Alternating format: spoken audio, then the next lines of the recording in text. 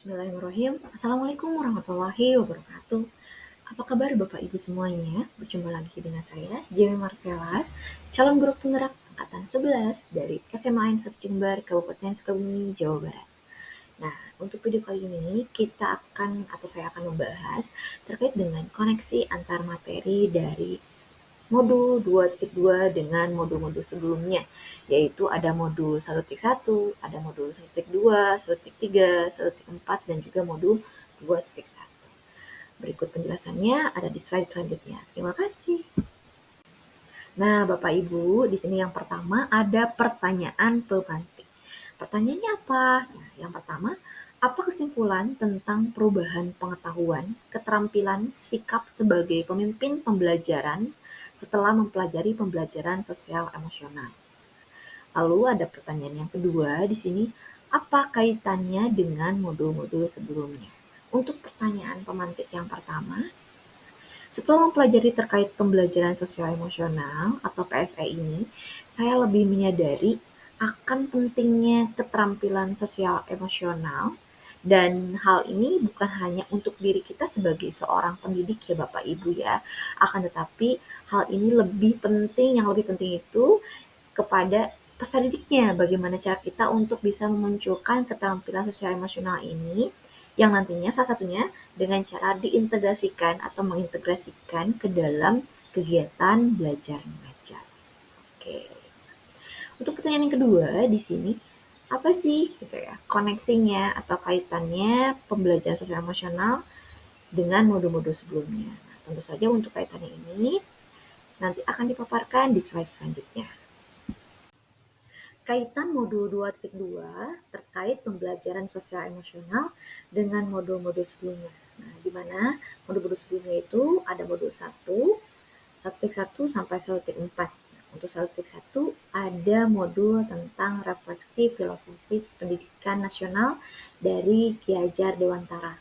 Lalu ada modul 1.2 yaitu nilai dan peran guru penggerak, 1.3 visi guru penggerak, 1.4 budaya positif, dan juga 2.1 yaitu tentang memenuhi kebutuhan belajar murid melalui pembelajaran berdiferensiasi. Nah, dengan modul-modul ini sangat erat kaitannya dan tentu saja akan dikaitkan atau dikoneksikan dengan modul sekarang yang sedang saya pelajari, yaitu modul pembelajaran sosial emosional.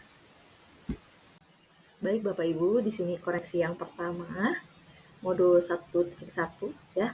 Nah, 1.1 ini kan refleksi filosofis pendidikan nasional Ki Hajar Dewantara ya, dikaitkan dengan pembelajaran sosial emosional. Tentu saja bahwa pembelajaran sosial emosional ini dapat memunculkan suatu kenyamanan dan juga kesiapan belajar gitu, dan juga pembelajaran yang bermakna terhadap peserta didik ya Bapak Ibu.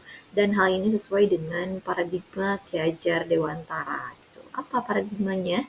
Yaitu salah satunya dengan adanya merdeka belajar. Merdeka belajar di sini bukan hanya sekedar merdeka dalam pembelajaran segi knowledge atau pengetahuan saja, tetapi kita pun harus bisa memerdekakan murid baik dalam kondisi jasmani, rohani, psikis, ataupun juga hal-hal yang berkaitan dengan sosial emosional.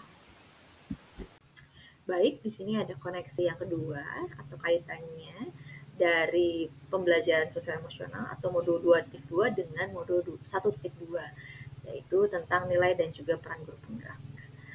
Nah, di sini apa sih kaitannya? Pembelajaran sosial emosional ini sebenarnya dapat diimplementasikan dengan adanya atau hal-hal yang terkandung dalam nilai dan juga peran guru penggerak. Jadi nilai dan peran guru penggerak ini sebagai salah satu acuan kita nih untuk bisa mewujudkan keterampilan sosial emosional yang ada di dalam pembelajaran sosial emosional. Nah, seperti itu kaitannya terkait dengan modul 2.2 dengan modul 1.2. Nah, di sini untuk kaitan antara modul 2.2 dengan modul 1.3 yaitu modul visi guru penggerak.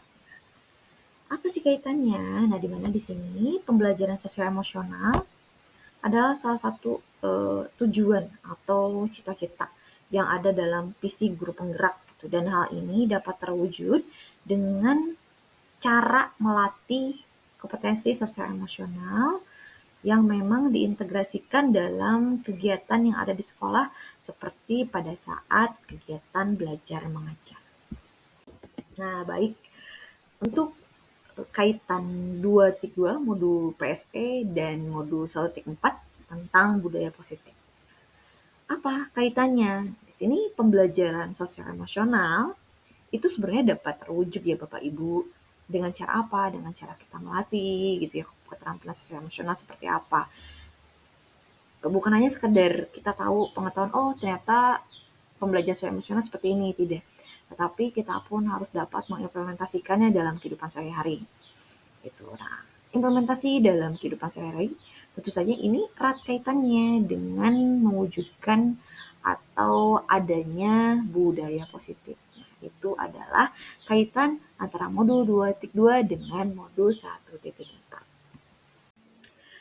Nah, koneksi untuk modul 2.2 dengan modul 2.1, yaitu 2.1 itu tentang memenuhi kebutuhan belajar murid melalui pembelajaran berdiferensiasi. Apa sih kaitannya dengan modul 2.2 ini?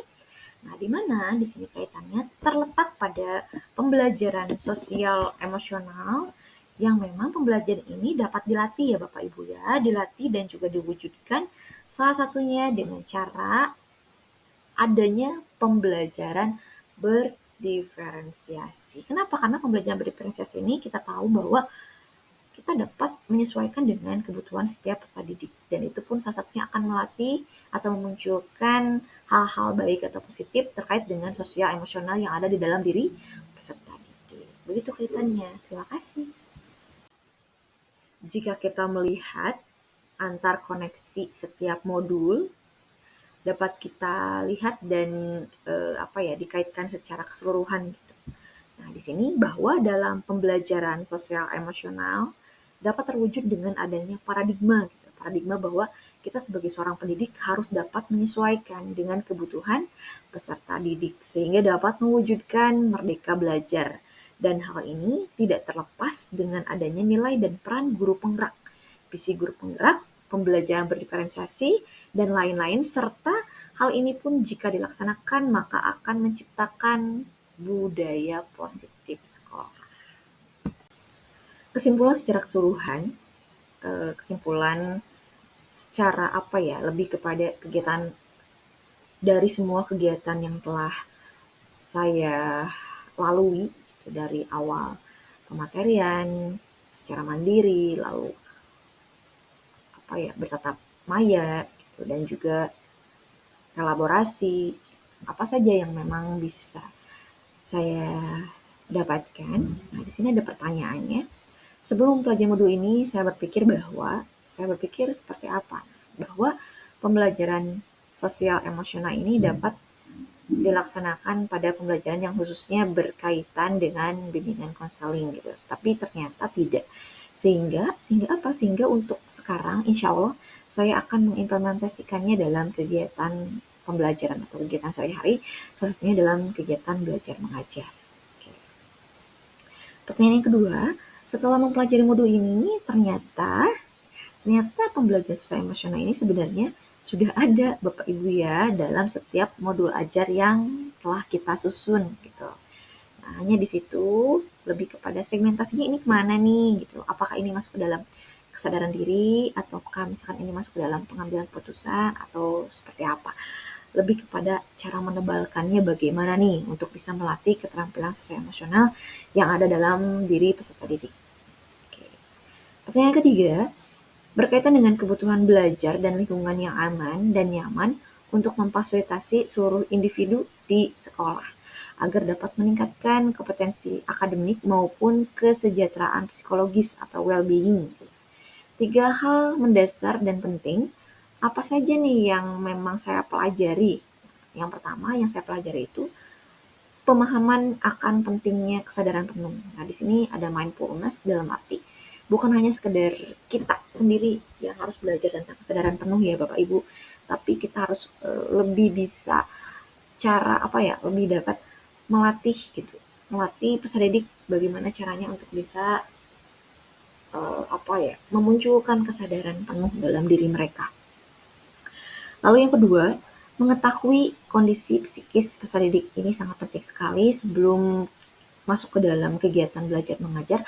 Alangkah baiknya kita harus dapat mengetahui terlebih dahulu bagaimana kondisi psikis dari setiap peserta didik kita. Dan juga di sini setelah kita mengetahuinya tentu saja kita harus tahu nih bagaimana cara menyesuaikannya gitu dengan setiap kebutuhan peserta didik itu sendiri dalam kegiatan belajar mengajar agar dapat menciptakan well-being itu atau kesejahteraan psikologis yang ada dalam setiap diri peserta didik. Oke. Pertanyaan keempat, nah, di sini berkaitan dengan nomor 2, perubahan yang akan saya terapkan di kelas dan di sekolah seperti apa? Yang pertama, bagi murid-murid, di sini insya Allah saya ingin mengintegrasikannya gitu, pembelajaran sosial emosional dalam kegiatan belajar mengajar dan menciptakan iklim kelas yang positif, yaitu budaya positifnya seperti apa. Lalu bagi rekan sejawat, insya Allah dengan caranya itu dengan mengimplementasikan, jadi saya insya Allah akan mengimplementasikannya dalam kehidupan sehari-hari, dan hal ini semoga dapat memberikan dampak positif bagi sekitar saya gitu ya, bagi sekolah atau warga sekolah itu sendiri. Nah, mudah-mudahan dapat menjadi teladan juga gitu ya Bapak Ibu, khususnya bagi diri sendiri, bagi diri saya, dan juga bagi orang lain. Begitulah kesimpulan secara keseluruhan. Alhamdulillahirrahmanirrahim, pemaparan terkait modul koneksi antar materi 2.2 dengan modul-modul sebelumnya telah selesai. Terima kasih kepada Bapak Ibu semuanya, dan mohon maaf apabila masih banyak sekali kesalahan dan juga mungkin pemahaman yang kurang atau masih banyak yang harus dibetulkan gitu ya Bapak Ibu, karena jujur saya masih dalam tahap pembelajaran di pendidikan guru penggerak ini. Terakhir, salam guru penggerak, tergerak, bergerak, dan menggerakkan. Wassalamualaikum warahmatullahi wabarakatuh.